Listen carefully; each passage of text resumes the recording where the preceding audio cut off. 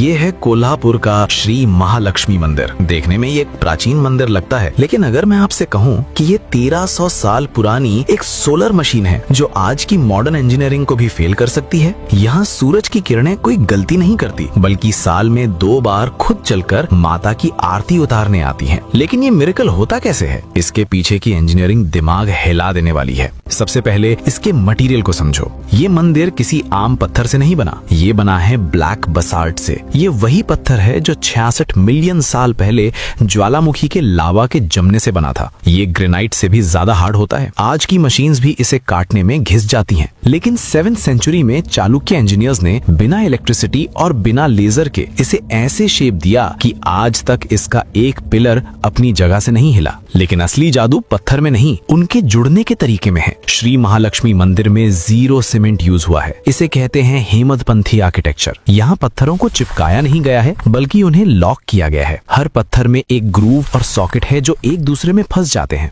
जब भूकंप आता है तो ये मंदिर टूटता नहीं है, ये हिलता है। ये पत्थर आपस में फ्रिक्शन यानी रगड़ खाते हैं, अर्थक्वेक की एनर्जी को अब्सॉर्ब करते हैं और वापस अपनी जगह सेट हो जाते हैं। अब आते हैं उस मोमेंट पर जिसका इंतजार पूरी दुनिया करती है, किरणोत्सव। साल में 2 बार नवंबर और जनवरी में ढलता हुआ सूरज एक लेजर बीम की तरह मंदिर के मेन गेट से अंदर आता है। लेकिन ये इतना आसान नहीं है। सोचो, सूरज की किरण को 200 मीटर, करीब 2 फुटबॉल ग्राउंड जितना लंबा सफर तय करना है। रास्ते में 3 बड़े हॉल्स हैं, डजन्स ऑफ पिलर्स हैं। अगर इंजीनियर्स की कैलकुलेशन 1 डिग्री भी गलत होती तो लाइट किसी पिलर से टकरा जाती। लेकिन उन्होंने बिना जीपीएस के ऐसी परफेक्ट ज्योमेट्री बनाई कि लाइट सीधा मां अंबाबाई के चरण, फिर कमर और फाइनली चेहरे को इल्यूमिनेट करती है। इसे कहते हैं कॉलेमेशन, यानी लाइट को फोकस करना ताकि वो बिखरे नहीं। लेकिन एक बार ये मिरेकल रुक गया था। क्यों? साइंटिस्ट्स ने देखा कि जब हजारों भक्त मंदिर में सांस लेते हैं तो वहाँ ह्यूमिडिटी बढ़ जाती है। इंसानी सांस ने हवा को इतना हैवी कर दिया कि लाइट का रास्ता ही मुड़ गया। भीड़ कम की गई और किरणोत्सव वापस शुरू हो गया। लेकिन वक्त के साथ एक और चैलेंज आया। सालों से अभिषेक होने की वजह से मूर्ति के पत्थर में केमिकल रिएक्शन होने लगा।